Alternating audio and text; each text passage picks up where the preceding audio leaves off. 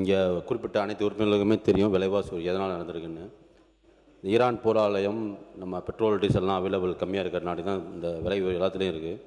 குறிப்பாக சொல்லணும்னா நம்ம இந்த சர்க்கரை சொல்லணும், அரிசி சொல்லணும்னா சர்க்கரையில் நம்ம மாநிலத்தில் மட்டுமல்ல 45 ரூபா இருந்தது 47 ரூபா இருக்குது. மகாராஷ்டிரா, கேரளா அதிக உற்பத்தி செய்யும் மகாராஷ்டிராவில் கம்பேர் பண்ணால் கூட இன்றைக்கி 2 ரூபா 7 ரூபா ஏறி இருக்குது.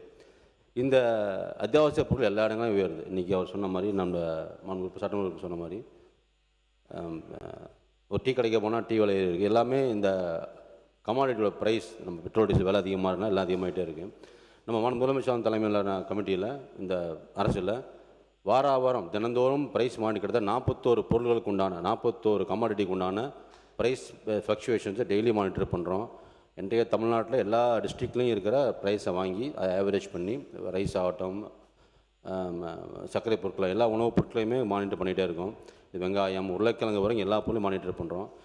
இது இந்த அமைச்சரவையில் எங்கெல்லாம் இந்த விலை உயர்வு அதிகமாக இருக்கோ அந்த பொருளெல்லாம் கண்டறிந்து அதை போன காலங்களில் இன்னும் நடைமுறைப்படுத்தினோமோ அந்த சிஸ்டம் பிரகாரம் மக்களுக்கு எளிய வகையில் சென்று சேர வேண்டும், தட்டுப்பாடு இருக்கக்கூடாதுங்கிறது பெரும் முனைப்பாகவும் சீரியஸாக ஒர்க் பண்ணோம். இது கூட வெங்காய விலையை பற்றி பேசிகிட்டு இருந்தோம்.